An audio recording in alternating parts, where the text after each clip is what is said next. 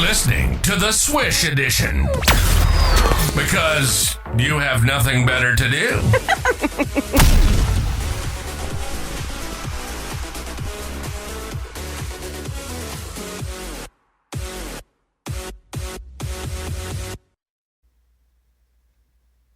Hey, Kristin. Hey, Scott. What's a fancy ghost store called? I don't know, Scott. What is a fancy ghost store called? A boutique. Ho ho! But I thought it would be good to start with a joke this week. Not a good one, but a joke. I got a story. I want to get right into it. I've got a story that is just so bananas. And in this world that we're living in now, every day, every couple hours, there's a new banana story. Of course, we try not to talk about politics, even though I want to so bad. No, we're not going to do that. But so many crazy things came out this week. Okay, I won't do it. I'm going to talk about this, though, because this is nutso. Have you ever heard of micro maidens? No, I haven't.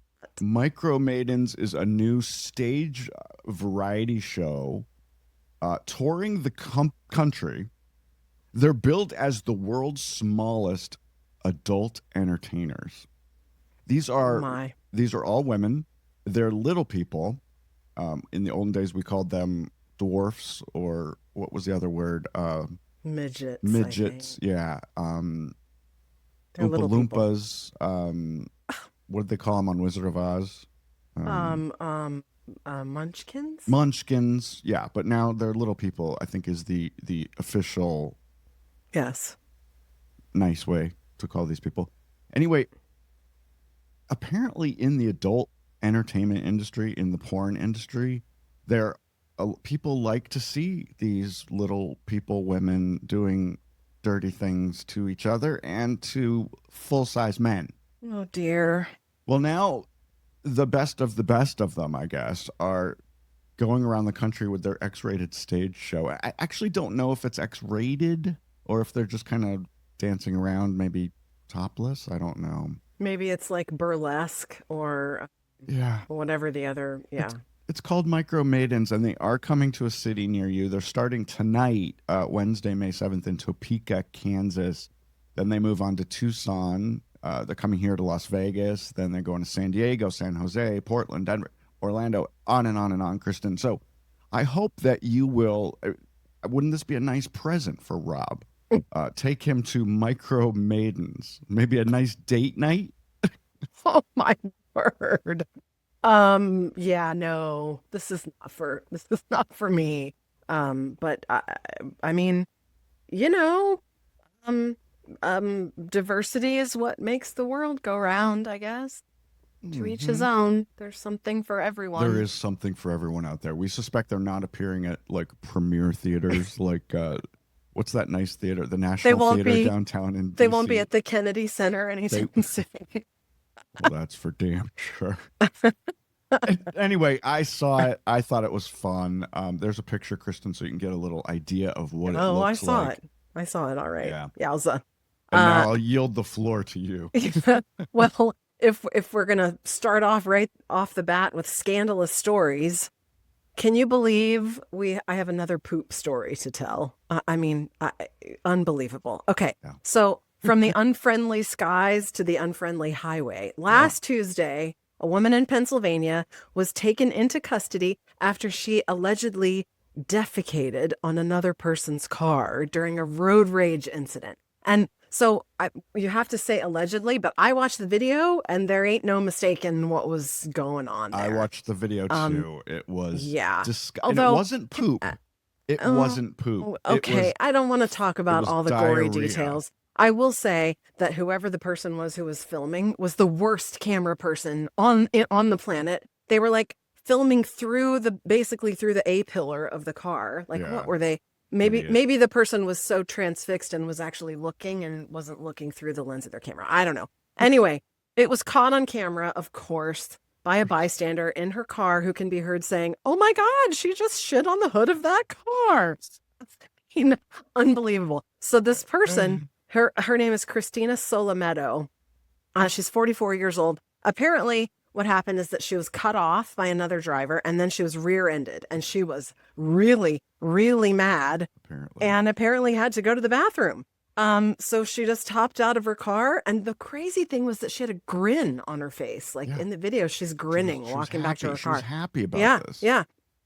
So her family claims that there's more to the story, that you're only getting one side of the people. That's the only side we need to know is what we saw in the video. But I don't care what else happened in this incident. Unless it's like a mental illness thing, which I don't know. You have to be mentally ill to do something like that. Significant. Maybe there's significant mental illness. But in any case, she was charged with indecent exposure, disorderly conduct, harassment, and get this, depositing waste on a highway. I love it. I'm not recommending that people Google this video and look at it, but it is out there if you want to see it. It's disgusting. It just proves yet again that society as a whole is just really crumbling all around us. It really highlights the depravity of people today. Kristin, this woman that did this to that other woman's car, she's the kind of person who would wear flip-flops to a restaurant. Oh, so for heaven's sake. Saying. Please do not equate defecating on someone's car in road rage to wearing flip-flops in public. But it goes hand in hand. It goes hand in hand with people, lax ways of doing things these days, and decorum and style. Yes, but you're overboard on the flip-flop thing. You always have been. But anyway. Overboard on the flip-flop thing. On a sunny and light note, let's start the show, okay? All okay, right? Sounds good. And Kristin, I am happy to report that the rest of the show is porn and poop-free. Thank God for that. Swish edition, tune in for a listen. Travels, movies, and celebrities with Scott and Kristin. Swish edition, it's where we all go. From pop culture silliness from coast to coast. It's where we belong. SwishEdition.com. SwishEdition.com. All right, everybody, welcome to the Swish Edition. It's May 7th, 2025. Kristin and I are back from Las Vegas and Washington, D.C. And today's title, Kristin, because we're doing song titles, I thought it would be fun since you and I are best friends for over 30 years. How about, oh my gosh, That's What Friends Are For good times. And bad times, I'll be there for you. I don't know, forevermore. You don't know the lyrics to anything. I don't know the lyrics to anything. Gosh. That's What Friends Are For is a Burt Bacharach song, which was first recorded. Now, I didn't know this. I didn't either. First recorded by Rod Stewart back in 1982 for the great comedy movie Night Shift. If you guys haven't seen Night Shift, go back and check that one out. But more, I think the version we know is the Dionne Warwick version. And then she sang it again with Elton John, Gladys Knight, and Stevie Wonder for an AIDS awareness event back in 1985. That's the version we know. Yeah. I have not listened to this Rod Stewart version. I need to check it out. I don't think I've ever heard the Rod Stewart version. Yeah. No. And if guys, if you've seen the cover photo for today's episode, you'll see why Kristin and I are friends. We love to tease each other, and I teased her by putting the episode title and date right across her face. Thanks for that. You're welcome. You're welcome. Anyway, this coming Sunday is one of our big holidays. It's Mother's Day. And I was wondering about the history of Mother's Day. Do you know it? Do you know where it came from? No, I had no idea. Hallmark did not invent this holiday, although Hallmark is responsible for inventing Grandparents' Day, I believe, which is not a thing. Dale was just on the phone with his mother day before yesterday, and his mother was asking him, "Are you getting anything for your grandmother for Mother's Day?" And he goes, "No, because she's not my mother." And I'm not getting her anything for the fake Grandparents' Day either. Anyway, he does love his grandmother, but of course he and does. it isn't amazing that he still has a grandmother. I know. He's Ours very lucky. Ours have been gone for decades. Long time. Anyway, the history is a Grafton, West Virginia woman named Ann Jarvis invented Mother's Day back in 1908. She wrote to several organizations and newspapers all over the country to try to get the holiday recognized. She thought Bless it was her heart. important. Yeah. Eventually, she wrote to President Woodrow Wilson, who agreed. He thought it was a good idea. He established the second Sunday in May as Mother's Day. It's not a federal holiday. You're not going to get to take the day off. No. But it is a recognized, like Valentine's Day and Arbor Day. It's one of those days. Yeah. Interestingly, though, Jarvis never had children of her own. She wasn't a mother. But we suspect that she probably had a mother. Jarvis also later decided to turn on the holiday. She later opposed the growing commercialization of the holiday and started campaigning against it. She even sued people and organizations who were using the holiday to raise money for charity. So what started out as something... What in the world? She didn't want people to buy flowers and expensive dinners and cards and stuff. She wanted people just to honor their mother. I don't know. So Interesting. What turned out as a very nice gesture, she basically shit all over it. Like people shit on the hoods of cars. Oh, dear Lord. Americans apparently spend, get this, Kristin, $170 on average on Mother's Day. I say, not in my house. Oh, goodness. You spend over $170 on your mother on Mother's Day? I mean, it might turn out to be that much if we go out somewhere. That's more of a Christmas. That's more of a present and some figure. Flowers and a meal out somewhere. Oh, The National Retail Foundation says that Mother's Day spending has now exceeded $20 billion annually in the United States. That's a lot. Yeah. I wonder how it compares to Father's Day. We should come back and do a comparison when we will. we're in That happens June. next month. Yes. That's right. So do you have any Mother's Day plans? Will you be seeing your mother this weekend? I will be seeing my mama. We're gonna head down to Williamsburg, and I haven't decided where we'll go out for something. But of course the problem is you'd like to go out on Sunday, but everyone and their mother is going to be going out on Sunday. Now that party har har. Yeah. And so every place is going to be packed with a long wait, and I wasn't on the ball enough to make reservations well ahead of time. My sister-in-law is really good at organizing things, and for a lot of years she would organize a tea for the whole like all the mothers and daughters, and we'd all get together and go someplace for a tea. And during COVID, we did it at Rob's aunt's house, which was really nice. But I don't know, we haven't done that in a couple of years, so we're going to end up going someplace to have brunch that will be packed to the gills, probably. But make sure you spend at least $170. I'll try to keep a total. Yeah. All right, good. I'm not going to see my mother, unfortunately, but I probably will set up a FaceTime call with her. I think that's appropriate. And I did mail her something. Oh, good. Good for you. You're a good son. Of course I am. Well, switching topics, Scott. The day has finally arrived after many, many inexplicable shifts of this deadline.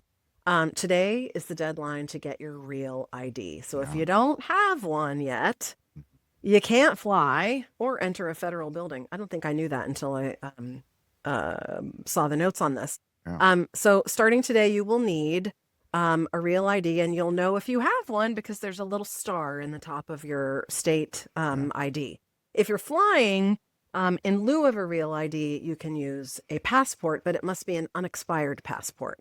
And that's going to trip people up because less than half of Americans actually hold a valid passport, which is fascinating. Which might be okay because probably half of America doesn't ever consider even leaving the country. So it's really not an option for them. It's understandable. In other parts of the world, you get in your car and drive for 3 hours and you're in another country. You're in Germany. Less than that. Yeah.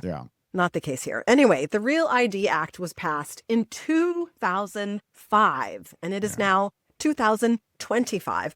And for good reason, that there was it's an effort to prevent fraudulent identification. It makes it harder for people to have fake IDs. We want to know who you are. And and so you have to provide more documentation, right? Like you have to have a birth certificate or a valid passport. You can't use an expired one. You have to have your social security card, 2 documents proving where you live, like a I don't know, utility bill or your mortgage statement or something. And if you're a woman, most of this burden falls on women who have changed their names when they got married. You have to hunt around, in my case, to find a 20-year-old document that has the notarization stamp thing on it, proving your name change. My sister didn't do that. She kept her name and didn't change her name to her husband's name. Did you feel that was just, you didn't want to go that route? You wanted to be... I wanted to change my name. Yeah. And I think I would do it over again. I wanted to. Yeah. Of course, as you know, my father passed away when I was young, when I was 17. It was important to me to keep my dad's last name, so I dropped my middle name and kept my last name. But on a somewhat funnier note, speaking about fake IDs, this is an aside. But when I was reading the stuff on real IDs and the idea that this prevents you from using a fake ID, I was telling this story to someone on my girls' weekend that I went on. And I don't know if I have the details of this correctly, but I think the fake ID that I had was because you found in your freshman year of college, I'm going to tell this story. Yeah. You found an ID on the floor of like a class or something that you went to. Yeah. And it was for a woman who was 21. And so you either mailed it to me or I got it when I came to Radford or something. But it was way back in the day when Virginia had 2-part licenses that went in like a little sleeve. Oh, remember that. And one side was a piece of paper that unfolded that had a bunch of information on it. Yeah. And then on the other side had your particulars, your picture and so I then went to the DMV and said that I pretended that I lost my license and got a new one. And then I took an X-Acto knife and cut out my picture from the one that I said I lost and cut out her picture and pasted my face in. And I got busted with it at the Kroger in Radford when I had like a shitload of beer on the conveyor belt. Yeah. And the cashier took it and was like bending it back and forth. And all of a sudden it was like ping, ping, ping. All of the edges of my spliced in picture came up and I freaked out. I leaned over the thing and snatched it from her and ran out of the store. And you were in the parking lot and it was like, hilarity ensued. Drive. Anyway. And as normal in my life, I have absolutely no recollection of that. I remember finding the ID and giving it to you. I do not remember that beer incident, but it does not surprise me one bit. The damn it's Kroger. much harder these days. Right. Kids these ID. Poor kids these days. They can't drink underage. Yeah, they do. Well, it is, I think, a travesty, as another aside, Kristin, that we ask our kids here in the United States to serve in the military at 18 years old. They can carry a gun. They can kill people in battle, but they're not allowed to buy a beer, which is just absolutely ridiculous. The idea that the government tells you can't drink till you're 21 is just ridiculous. It is preposterous. And I think it exacerbates the behavior of going bananas with it. Whereas in Europe, where there is no drinking age, it's not a big deal. And the very idea that you're asking American kids to go their entire college career without having an alcoholic drink, it's just ridiculous, and we all know that it's not going to happen, so why bother? Whereas why bother? if you grew up and it wasn't a big deal by the time you were a teenager to have a glass of wine with your family at dinner, then you wouldn't go to college and binge drink like we did. Exactly. Yeah. Freshman year is a blur. A blur, Kristin. Yowza. Yeah. All right. So only 56% of Americans have the real ID. I don't know what the hell they've been doing. I don't know what they've been doing. Come on. We've talked about this at least 3 times. The problem is that they gave people a choice. They never Yeah. should have given us a choice. No Once the regulation was in place, Yeah. it should have been a situation where if your license expires, you have to get a real ID to renew it, period. And then we would all have been caught up long ago. And there's just no excuse for not having your documents. Find your friggin' documents. It's not that hard. Make a couple calls. Hey, listen, shifting gears here, I want to talk about fast food because I don't think we talked about fast food last week, and we can't go too many weeks without talking about fast food. Oh, okay. Maybe we did. I don't know. KFC, again, in the news. They're bringing back their chicken and waffles. Yum. Yeah, they last had them on the menu 5 years ago, and inexplicably, how come I can't talk? I don't know. Could you say that word for me? Inexplicably. I'll splice it in. They cut it out of the menu 5 years ago. They're back. It's original recipe chicken paired with waffles that are made with baked in pockets of pearl sugar and topped with syrup.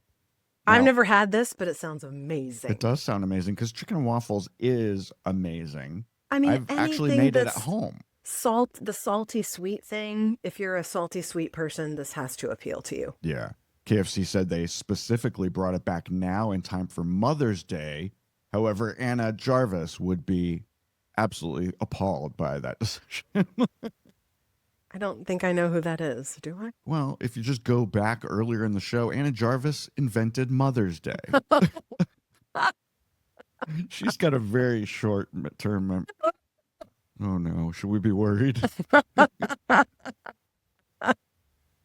We'll talk about that I later. think the problem is that I just don't pay complete attention to things that you're talking about. Somebody asked me. She's learned over the years to just tune out 90% of what I say because 90% of what I say is complete bullshit. One of my friends this morning asked me about something that was on the show, I don't know, 2 or 3 episodes ago. And I had no recollection of it. And it was because I'm sure you were talking about it. Yeah. I just zoned out, I guess. She's so fucking full of herself. Oh, dear. KFC is also partnered. Now, this is weird. KFC is partnered with select hotels in Boston, Seattle, Phoenix, and other U.S. cities to offer the chicken and waffles delivered in room service menus. So people can sit on their bed in their hotel room and order up the chicken and waffles, Kristin. They're also putting KFC branded bathrobes in the rooms to pamper your mother for Mother's Day. Nothing says Mother's Day like KFC. What? I mean, I That have seems several crazy to me. bathrobes. I was just counting my bathrobes yesterday. I have 7, and one of them has a big W on the chest, which I think is for Wallace, but it's really for the W Hotel, which I may or may not have stolen. Oh, my. Well, you heard it here. Keeping the fast food theme going. This is a cute one for anyone who is a dog lover, which both of us are very much, obviously. Yeah. These are a bunch of fast food deals for your dog if you're looking for something like this. Of course, if you have ill-behaved dogs, like my 2 who have passed away in the last 18 months or so, I never would have been able to take Norman and Charlie to any of these places. And we have friends that take their dogs to wineries on the weekends, and we never would have been able to do that because Charlie hated every other dog on the planet. Yeah, we've never had those kind of dogs. Yeah, no. I aspire to that. You could take them through the drive-through. Yes. Yeah. So that's what people do. The Starbucks one, I think, is the most perhaps widely known, where you can get a free puppuccino for your dog. Although I don't know if heavy whipping cream dairy is good for dogs, but I don't know. As an aside, I give my dog cheese on a regular basis, and they seem to be fine. Oh, yeah. I used to give medicine and cheese, so I don't know. But I think there's a higher fat content in whipping cream. But anyway, it's a small enough thing. Dunkin' does the same thing. They call theirs a cup for pup. And then there's a bunch of frozen dessert kind of places that have them. Yeah. Dairy Queen has a pup cup. Rita's gives away small custards. Chick-fil-A says that they give away dog treats, but we don't know. That could vary, I guess, by location. It could be like a real dog treat, or maybe it's a chicken nugget, or I don't know. There were 2 places on here that I've never heard of. Maybe they're regional. One is Andy's Frozen Custard, which gives a sample custard cone. So it's like a little tiny ice cream cone with custard on it. Cute. And another frozen custard place called Culver's. I've never heard of that either. Yeah. But they give away free dog treats. So Interesting. that could be a fun thing to do. We've actually taken the dogs through the Dairy Queen, which is not on this list. Oh yeah, there Yes, is it Dairy is. Queen. Yeah, and they've gotten their pup cup with the milk bone side. Yeah, so It's fun. it is fun. We used to do that in Delaware a lot. But doesn't it get all over the car? Isn't it a big fat mess? The car's a big fat mess to begin with. I'm embarrassed to have people in it. Oh my. Yeah, because the dogs make a huge fucking mess in the back. But what are you gonna do? I don't know. We don't lease. Clean it. So whatever. Clean it. I did. I have cleaned it. Yeah. Okay. It's my turn. This is one of those times when we slow down the show and talk about an issue which has concerned me for years, and I want to get your take on it. You've had a wedding. My sister's had a wedding. Yes. I've never had a wedding. I mean, I had a wedding, but nobody was there. Nobody showed up. We don't know. Nobody What? didn't. It's not that no one showed up. It's we didn't. You didn't invite anybody. anyone. Well, we didn't even decide until that morning that it was going to happen. So that would have been Yeah. impossible. Anyway, should we call out brides who go over the top with expensive weddings and then kick out their best friends when the best friend can't afford to participate in the wedding? No to the former, yes to the latter. Reddit has exploded recently because someone posted that they were kicked out of being a bridesmaid when she stated to the bride that she couldn't afford the $3,000 required bachelorette trip to Vegas prior to the wedding. That's just mean and rotten. It's ridiculous. For It's one- the sign of being extremely self-centered. Yeah. These are the same people that celebrate their birthday over the course of an entire weekend or an entire week. And it's like, guess what? You get one birthday, it's a day, not a fucking weekend. And I disagree with that. I have a couple of friends who are like month-long birthday celebrators. But that doesn't require me to go Yeah. celebrate with them 12 times. It's, in my opinion, what you spend on your wedding is your damn business. And if you can Sure. afford to have an elaborate, over-the-top, incredibly expensive wedding, then have at it. It's Yeah. your prerogative.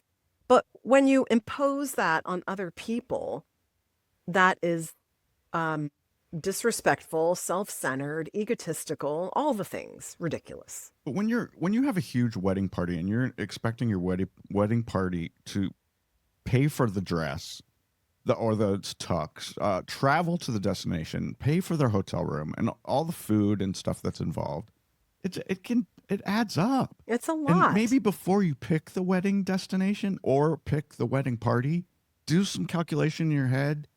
Can Johnny afford this? He's a bus driver. Probably not. So be Right. nice. Be nice. I Yeah. was watching The Valley. You don't watch a lot of. I don't even know what that is. So The Valley is a spin-off of Vanderpump Rules on Bravo. And Dear this Lord. one couple was talking about their wedding that they had several years ago. They had 55 people at their wedding. They said the budget for the wedding was $170,000. What the fuck are you spending $170,000 on for 55 people? But again, if you have that kind of money, then whatever, more power to you. I'm not appalled by that. I'm not appalled by people spending money that they can afford to spend. I think when you're trying to get someone else to participate in it that can't afford to participate in it, you're a douche. So And I also think if you are going into debt and you're starting your married life, but right, spending $100,000 that you don't have and putting things on credit cards, and yeah. like why Or expecting do that to or yourself? expecting your parents that are on a fixed income Or, to pony up the money is also Exactly. ridiculous. Again, like selfish, self-centered behavior. Yeah. Good a heavens. few years. I have a 30-something cousin. She's a second cousin who, 1 year, about a couple of years ago, I guess she was about 4 or 5 years out of college. She was in 5 destination weddings in 1 year, Oh, how awful. and she just started working. And I'm like, how are you affording all these weddings? How can you afford to participate in all this? It's a lot. It's And a she was big like, commitment. I'm close friends with all of them. I feel like I have to do it. And I'm like, you don't though. Yeah. I would be like, sorry, I can't come to this one. I love you so much. I'll send you a toaster, but I can't come. And it would be the toaster from Target, not the one from Pottery Barn. Or Williams Sonoma. Yeah. Have you been to Pottery Barn lately? No, I have not. Holy crap, they've changed. Just like remember what's that store, the Restoration Hardware, that used to be really fun and you could go in and buy lots of little trinkets and stuff? Holy fuck. They have couches now that are $30,000. Did I tell you this, that I went into Restoration Hardware, which by the way is now called RH. It's not called Restoration Hardware anymore. Yeah. I went in there recently to buy a gift certificate, and I was blown away. It's a whole different thing. The mall that it's in this area in Tyson's is called the Galleria, and it's like the La La Shishi Mall. And that mall, walking into that mall always makes me feel like somebody's country bumpkin ass cousin who's come to town. But Restoration Hardware, RH, is like exactly $30,000 couches. I mean, I don't think I could afford to buy one throw pillow in that place. I know. And that's exactly what Pottery Barn has done over the years. They've completely shifted. I mean, all of my everyday dishes are from Pottery Barn, and I may have spent $100 on them. Now, oh no. I did look at one throw pillow. It was $280. Huh? I'm you like, serious? I'll go get a throw pillow at Home Goods for $10. Who's buying that? I don't understand. People have money. People still have money, and that's fine. And I have nothing against. I buy expensive things all the time, but I prioritize what I spend money on art. I spend money on first class tickets on airplanes because I refuse to sit in the back. But then I buy most of my T-shirts and socks at Target, and I'm fine with that. Yeah, you know? yeah. By the way, I need to point out, you guys, if you're not watching us on video, you should be, because we're on YouTube every week. But Kristin and I are very colorful this week. She has a very colorful.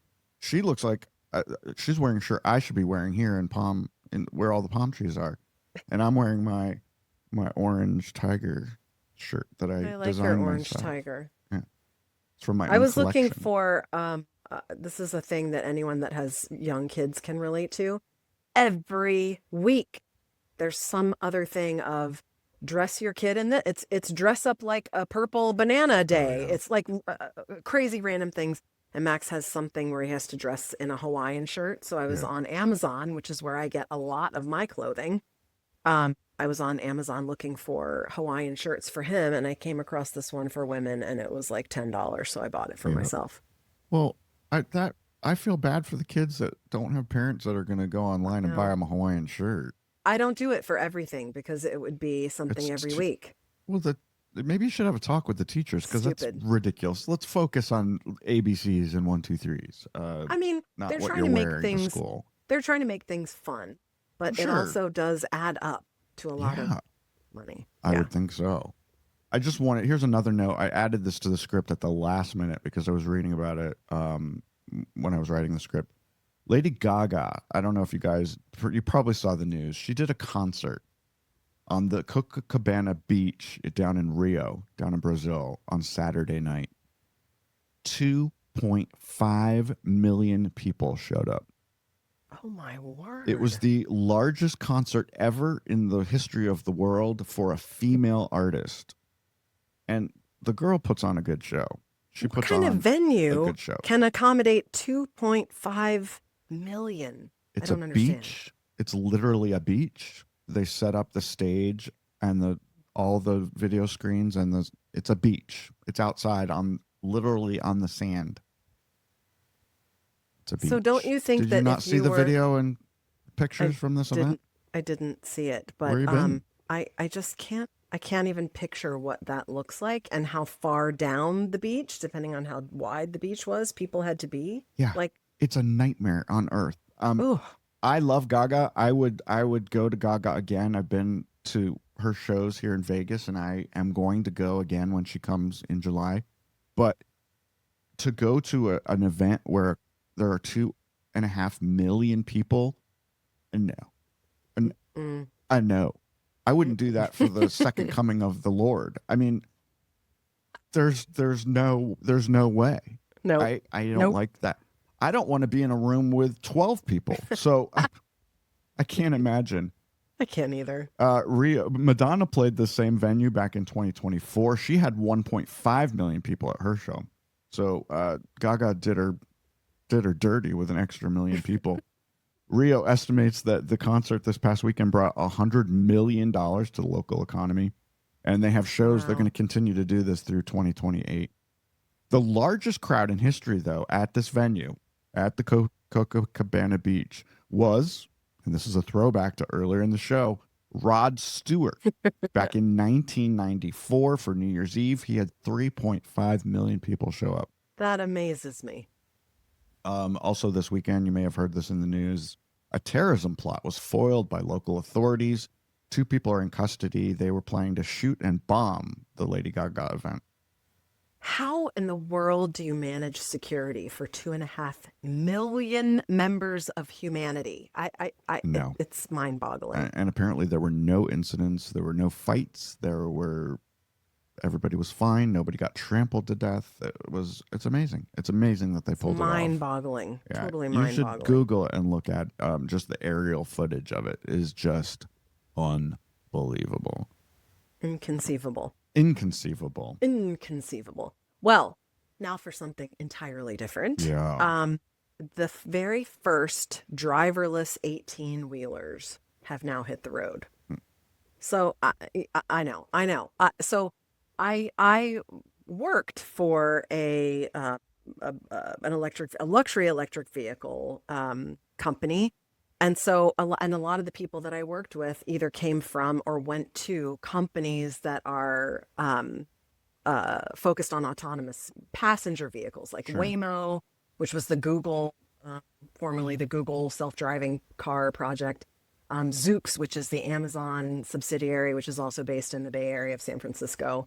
But there are lots of these. I didn't realize this, but there are lots of these companies also that focus specifically on semi-trucks. So there's Aurora, there's Kodiak, there's a company called Wabi. There's a ton of them.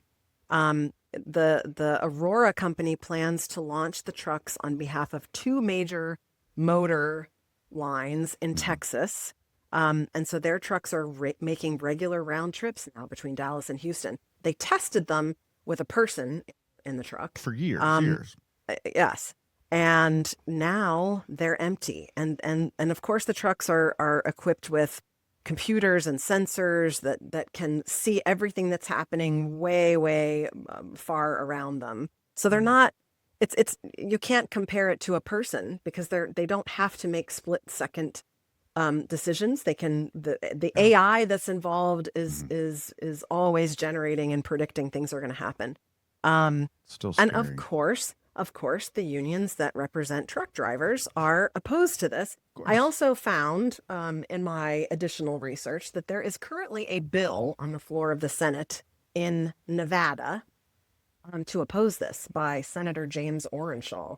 And the bill would require in the state of Nevada a driver to be in these trucks at all times. Not necessarily driving, but there just in case. Well, that I'm honestly defeats not the sure purpose. what point there is, because what semi truck driver, when the truck is driving for him or her, is going to be on red alert and ready to stomp on the brake or hit the, like that? No, I know That exactly what seems he's going to be doing. bananas. He's going to be looking at porn and masturbating. He's not Oh going my to be God. looking at the window. Oh my God. I mean, if a truck driver had the choice, he's going to be listening to Joe Rogan, and he's not going to be paying attention. it if he's doesn't not seem physically driving like the it's going to vehicle. help. But that bill is still alive. It was proposed apparently in the beginning of April, and of course there was a hearing, and all of the union folks came out that were Sure. supporting the bill. And apparently there is a autonomous vehicle company based in Nevada called Motional, and their CEO came to the hearing and argued against this bill, obviously. But anyway, Well, the I just think- legislatures and the unions can fight this all they want to. It's coming. It's going to be coming, and the companies that are developing it knows it. The trucking companies know it. It's going to happen. I don't like it. It scares the fuck out of me. but it's going to happen. Me too, because I'm a control freak, and I cannot imagine, from the very first I ever heard of it with Tesla, I could not imagine being in a car and not being in control of where it was going and how it was going and what it was doing. And I don't trust anyone else who's on the road around me at the same time. Oh, so I want no control. One. Yeah. But okay, so if it starts on the ground, is it going to eventually happen in the skies too? Or 100%. Autonomous airplanes? 100%. What's that going to sound like? Can you imagine? I told you this, that I was interviewing for a head of HR job for a company that was focused on exactly that, autonomous planes. This is what it's going to sound like. Ladies and gentlemen, welcome to your flight. I am your pilot, Jim. I will be taking you to Denver. Take it back and relax. I know what I'm doing. Mm-hmm. I mean, who knows? It could be crazy, right? Yeah. I don't want to live in that world. I kind of don't either. Hey, here in Vegas, you were talking about Nevada. Driverless cabs are all over Las Vegas. Yeah. Still, and I see them every day, but there are no passengers in them. They're still in testing mode, and Zoox is one of them. Do you know what Zoox looks like? It looks like a toaster. Here's a throwback to earlier. It looks like a Target toaster. It has no controls. There's no steering wheel, and the door right in the middle. There's two sliding doors that open, and you get in, and there are two couches facing each other. Mm-hmm. And so I think it holds up to 6 people. And you get in it, and you hail it at Mandalay Bay, and you say, "Hey, take me to Fremont Street," and it just goes. It just knows what to do. Yep.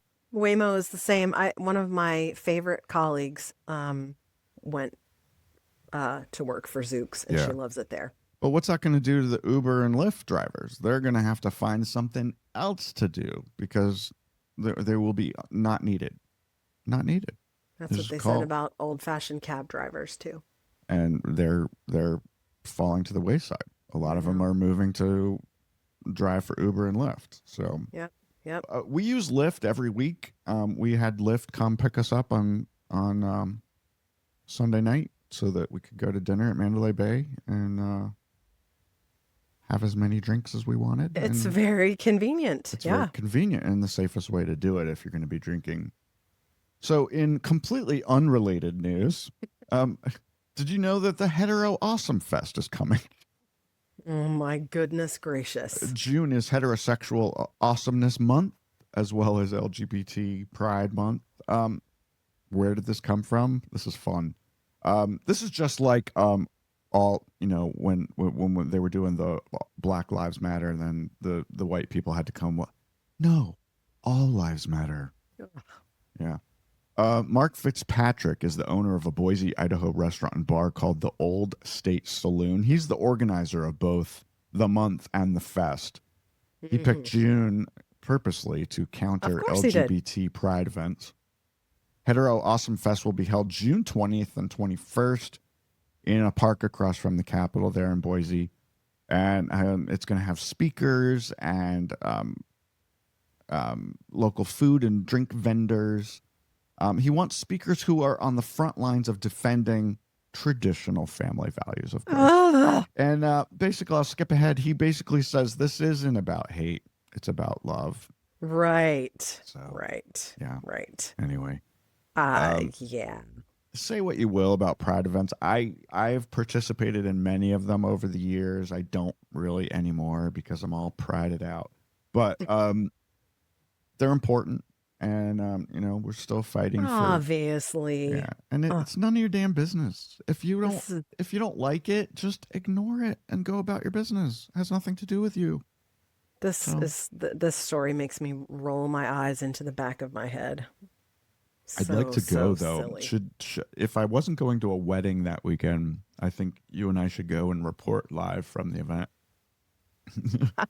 Scott and Kristin and the Swish edition at the Heterosexual Awesomeness Month Fest. Yeah, that would be fun. Oh yeah. Anyway, this was your story. You want to talk about this story because it's just bananas. It is, but I think actually the bigger story. Well, so last week there was a big news story about a prank phone call that went to Shedeur Sanders, who of course is Deion Sanders' son, who was in the NFL draft, Yes. right? And so ultimately what happened is that the son of the Atlanta Falcons coach, defensive coordinator Jeff Ulbrich, was fined $100,000. His son, his 21-year-old son Jax, and a friend prank called Shedeur Sanders while he was waiting to find out when he was going to be drafted. Yes. But the thing is, and what they said was that this was so, you can imagine 10 people sitting around a conference table trying to figure out how to word this statement. Yeah. The quote was, Jax Ulbrich, quote, unintentionally came across the draft contact phone number for Shedeur Sanders off of an open iPad while visiting his parents' home and wrote the number down to later conduct a prank call. Okay. And essentially what they did is he and his friend pretended to be Mickey Loomis, who's the general manager of the New Orleans Saints. Yeah. And, you know, they said something like, oh, you'll have to keep waiting to hear your name called. But the bigger story, I think, is It was that mean. It was mean. yes, of course it was Yeah. mean. It was very mean-spirited. Yeah. And so he deserves all the punishment that he gets. But I think the bigger story is that Shedeur, and all of the predictions were that this kid was going to get picked in.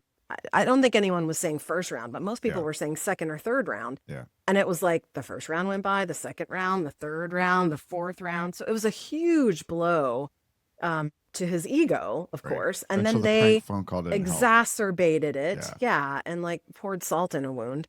But I know that you really like the Kelsey brothers. They, on their podcast, were saying, first of all, they think that it's complete bullshit that there are all these anonymous sources that are coming out and saying, oh, well, it's no surprise Shedeur was not picked until the fifth round because the word on the street is that he didn't do well in the interviews, or that there was some sort of drama happening off field or whatever, which is a bunch of bullshit, because anyone knows that you can have all sorts of off-field criminal activity. And if you're a spectacular phenom of a player, You're you get getting drafted in the first round no matter what. Right. And so something made people think that there wasn't enough potential to bet Yeah. on him in the first round. But the Kelsey brothers are saying, hey, the good news is that he got picked up by the Browns. Now he's got this chip on his shoulder. He's got something to prove.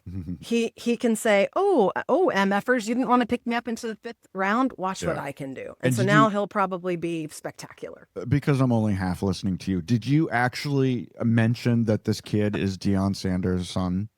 I did. You It's the did, first okay. thing I said. But here's the thing. Jax isn't in trouble. Jax might be in trouble with his dad, but he didn't do anything illegal, and he's not connected to the NFL. So it's his Yeah. father, Jeff Who gets the Ulbrich, fine. was fined $100,000 for allowing his son to have access to this phone number.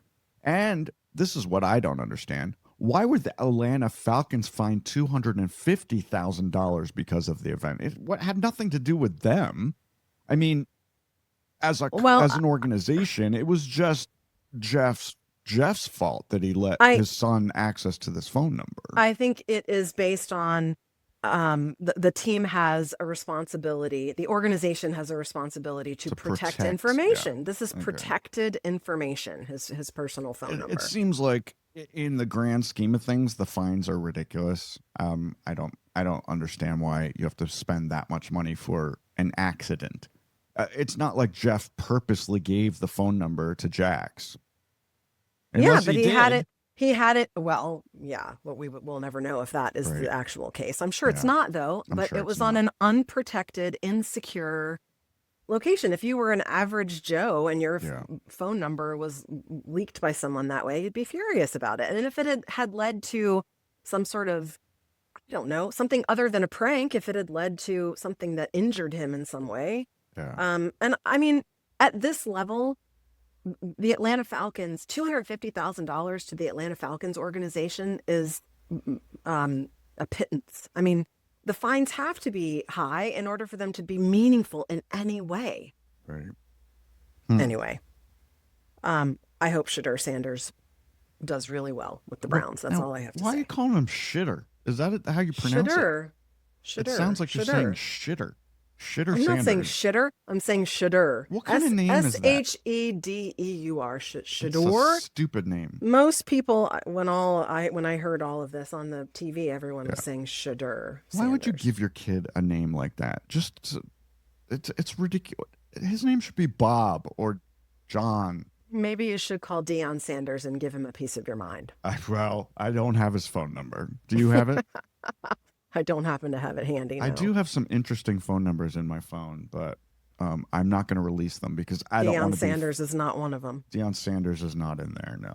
But who's that black lesbian comedian? I've got her number. Wanda Sykes? I've got Wanda Sykes' phone number in my phone.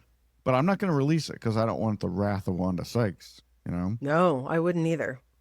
The best phone prank I ever made was I called my mom once and I said, hey, Mom, is your refrigerator running? And she said, yeah. And I said, well, you better go catch it.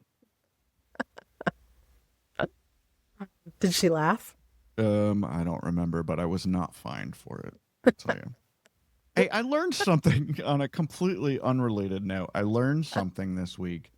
Americans are really bad at pronouncing things. I'm horrible at pronouncing things, obviously, as you've pointed out to me many times over the years. Kirsten. My grandmother used to call Kristin Chrissy or Chris. Oh, Yeah. that was so sweet. I loved that. I think she was the only person on earth that ever called you Chris. That's right? not true. No.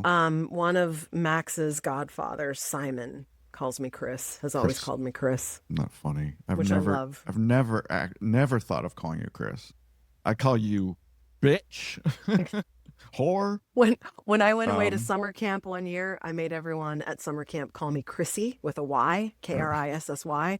Yeah. And when my mother came to collect me at the end of camp and saw Chrissy on my door, she had a fit and she said, I'll never forget it. She said, you are not Chrissy, you are Kristin.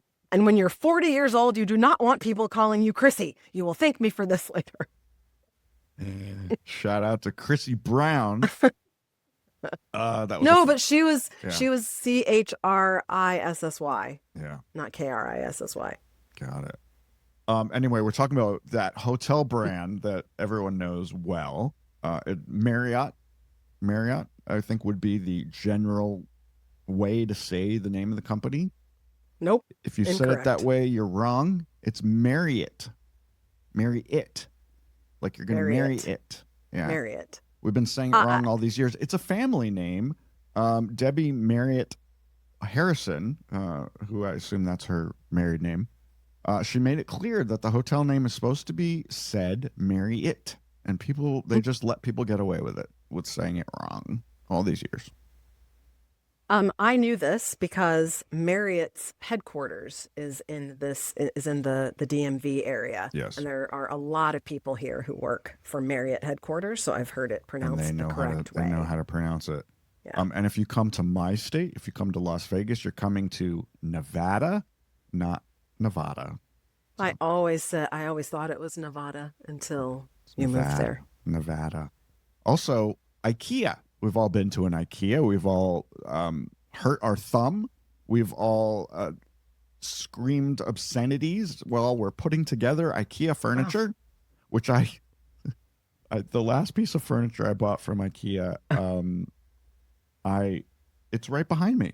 It's this little white thing behind me. If you've seen it in the larger shot, I told Dale I'm never, ever, ever going to that store again. I never want to put together something. If a piece of furniture isn't completely delivered intact, we're not getting it. No, you just get on TaskRabbit. All of these white cabinets behind me that are in our basement, they're all IKEA, extremely affordable.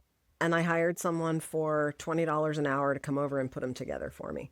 I will never put together another piece of IKEA furniture, but I love IKEA. I guess I don't mind other people doing things for me. That's a good idea. That's a good idea. My Lord. Anyway, it's not IKEA. It's IKEA. Yeah, no, I'm not saying that. That's stupid. It's IKEA. I don't care if that's how they say it's supposed to be pronounced. In the United States of America, we call it IKEA. And we call it Marriott. and I'm probably going to continue to call it Marriott for the rest of my life. And I happen to Marriott. be an ambassador elite at Marriott. At Marriott. I get upgraded, bitch. I can Good also for you. I can also check out late without paying. How nice for you. You're so Yeah. privileged in many ways. Anyway, the very first 3D printed Starbucks, the building, has opened in Brownsville, Texas. Cool. I don't think I knew that this was a thing, but of course it is. Of course, now that I Of course it's read a this, thing. of course it's a thing. Right. A computer-controlled robot arm did much of the work to build this Starbucks building, pouring one layer of concrete at a time on top of the next. Yeah. And of course, the technology is widely used to build affordable housing. Right. Because it's cheap and ugly. Yeah. Because it's cheap and fast. It's ugly. But apparently 3D printed buildings are more expensive than traditional wood framed structures for now. I guess because they haven't perfected it, because the equipment required they haven't mass produced the equipment. Right.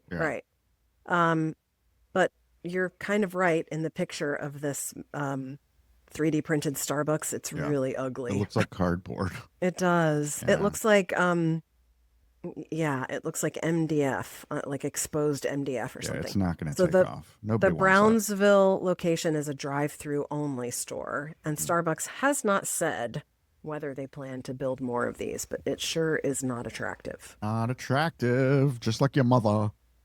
So I have some TV and movie news for you. Stuff that Kristin doesn't give a shit about. Great. I really don't. But this continue. week, the great and wonderful and cute Jeremy Renner announced. I love him. Yes, so everybody does. The mayor of whatever. Jeremy Kingstown. Renner announced this week why there isn't going to be any more seasons of Disney Plus's Hawkeye series, which was the first season was amazing, and Dale and I loved it because we love Jeremy Renner. Haven't seen it. Do you know who but Hawkeye I would. is? Hawkeye is an archer. He uses a bow and arrow. Yeah. Superhero. Yeah. So why isn't there going to be a season 2? Because Disney offered him half of the salary he got for season 1 to participate in season 2, where they were going to double the number of episodes. So it was going to be double the amount of work for half as much money. Why? So he told them to go take a flying leap. Good for him, but why were they lowballing him? What were they thinking? Who the fuck knows? Disney has tons and tons of money. I don't know. What are you doing with your phone over there? Distracted much? I'm trying to see when I'm about to be interrupted by husband walking through the door, and I think I'm safe. Okay. Keep going. That's it. I'm very disappointed. No more Hawkeye, but that just frees up Jeremy Renner to do other stuff to entertain us, which I'm happy about. Well, that's true. Also, some more Buffy the Vampire Slayer news, because I know Kristin's on the edge of her seat about this. Sarah Michelle Gellar, who's also an executive producer on the reboot series for Hulu, says that she's only going to appear here and there as Buffy Summers. It's going to focus mostly on a new generation of Slayers. Of course. Which, of course, we knew because she's like 50 years old now. Washed up over the hill. Hulu did order the pilot, but they have not yet guaranteed that they're going to pick up a whole season of it. So we'll see. It has to be done well, you know? It has to be done well. And also set your VCRs, guys, because tomorrow... I said VCR. Do you still have a VCR in your house? Speaking of old people. Yeah. No. Set your DVR. Criminal Minds Evolution Season 3 premieres tomorrow night on Paramount Plus. Excited about this. Are you a Criminal Minds fan? You know what? Strangely, my mother was hooked on that show for a long time, which is so not her cup of tea, but she loved it for some reason. We love it. We love it. And of course, my favorite, Aisha Tyler's on it. I love, I love me some Aisha. I got her phone number on my phone too. That was the one Shamar Moore was on, right? For it to spell, before he left to go do SWAT. But now that SWAT's been canceled, maybe he'll come back to Criminal Minds. Yeah, but he's not in season 3 because they already filmed it. I have seen many episodes of that show. I think it's great. So great. And now that they're on streaming, they can say things like fucking damn and stuff. So so it's not like when it was on CBS. It's darker, grittier. Oh Yeah. my gosh. Oh, much grittier. It'll much probably be darker. gorier and It's gorier. creepier. It's creepier. It's creepier. Just like your mother. Yeah. I can't wait to see it. But while we're watching Criminal Minds, we could all snack on 4 new flavors of Lay's potato chips. This is right at my alley, I'm telling you. If you have a Kroger or a Smith's grocery store, I never heard of Smith's. Smith's is, yeah, we have it here. Oh, you do? In Nevada. For a limited time, Lay's is making Thai-style red curry potato chips, which sound delicious to me. They look amazing. I would buy a carton of them. Yep. But if that's not your thing, if Thai curry is not your thing, Yeah. nationwide, they will have bacon grilled cheese potato chips, Yep. Valentina and lime. I had never heard of Valentina, but apparently it's a hot sauce. Hot sauce. That could be worth trying. And perhaps my favorite, wavy Korean style fried chicken potato chips. Wavy. Like, yes. Oh, that sounds amazing. But the flavors were dreamed up by Lay's potato chip fans who competed in the Do Us a Flavor contest to have their ideas made into reality. Yeah, Dale and I actually talked about this contest several months ago before he quit. Of course you did. Yeah. They received 700,000 submissions. Yeah. I want to see the data because I want to know how. Wouldn't it be fun to see how many people sent in the same crazy combinations? I have a notebook right here. This little notebook sits on my desk, and when we first started talking about this, I wrote down several of my own ideas for the potato chips, but I forgot to send them in. Oh. Yeah. Well, maybe they'll have another contest. Oh, I think they'll definitely do it again because how fun is that? Yeah. Yeah. Apparently, you can vote right now on your until June 13th on your favorite of the 3 finalists. Yep. And the winner is going to get $1 million. $1 million for just coming up with an idea. They didn't even have to actually make the chip. They just had to come up with the idea, and then the Lay's people created the chip. Bring it to reality. Let me take us back to the beginning of this, though. As much as I would eat any of these, I don't know about bacon grilled cheese, but the rest of them sound good to me. But you know what I just really like? Just a regular potato chip. A plain potato chip. Dipped in French onion. French dip. onion. Yeah, I know. The Yeah. classic. It's classic. Yeah. I agree. All right. So, we should probably wrap up the show since we've gone over an hour this week. I want to talk about this because this just happened over in Rotterdam, which I believe is in the Netherlands. Indeed. They have a museum. It's the Rotterdam Museum. And this past week, a child accidentally damaged a $50 million Rothko. So I read this story, right? 1, how did a child get that close to a $50 million Mark Rothko painting? Well, they were doing this special event. It's called the Depot, that allows visitors to view thousands of works of art up close and personal with no traditional barriers between the public and the painting. You've been to the Louvre in Paris, right? Yes. And you've stood in front of the Mona Lisa. She's with 400 people in front of me. She's behind glass. She's behind a barrier. You can't get anywhere near her. At night, she goes down into the floor. I mean, she is... But they just threw the Rothko out on the floor and allowed kids to touch it, which just sounds insane to me. He did damage to the painting. The painting is called Gray, Orange, and Maroon number 8. He painted it back in 1960. Here's a picture of that painting, Kristin. Well, I Scott, know.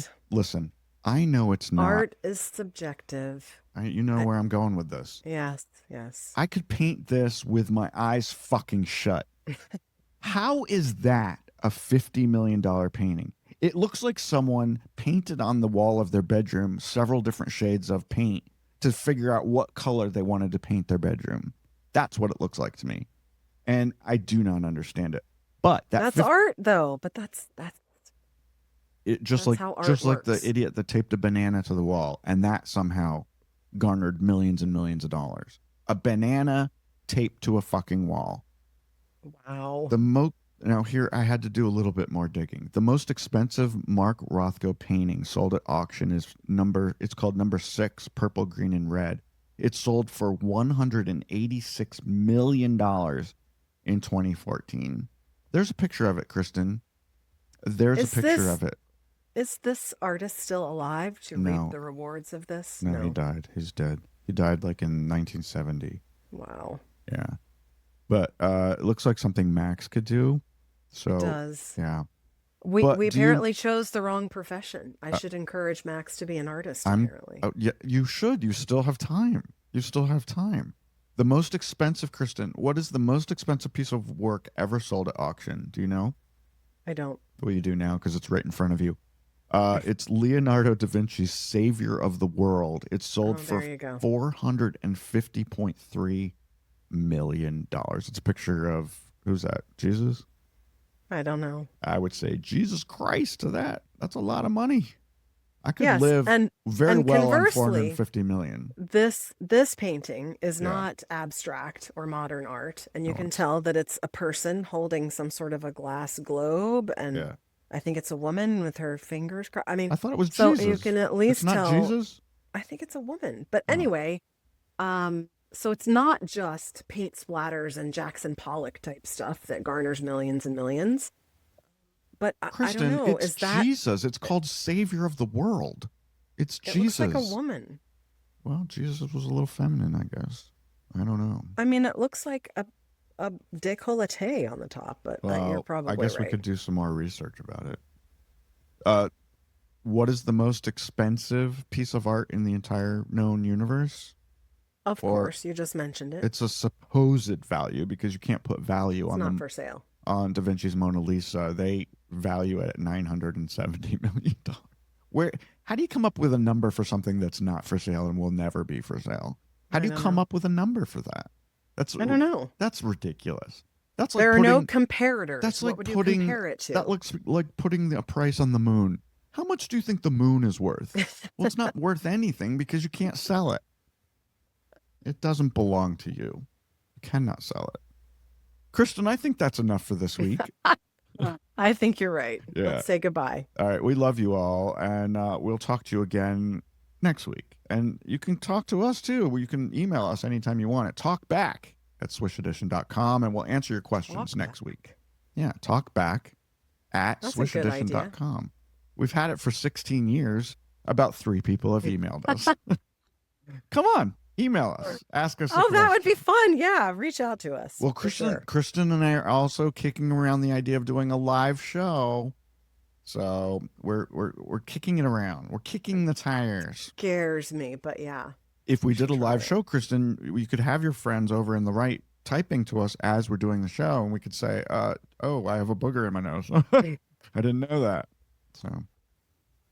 That would be fun and scary. Yes. It would be fun and scary. All right. Well, tell your mom I said Happy Mother's Day. Same to your mom. I'll do that. All right. I love you. I'll see you soon. Love you too. Okay. Bye. The Swish Edition is a production of Bethwick Media, LLC. Learn more about the show at swishedition.com. And don't forget to subscribe and leave a review on your favorite podcast app or site. But only if you like us.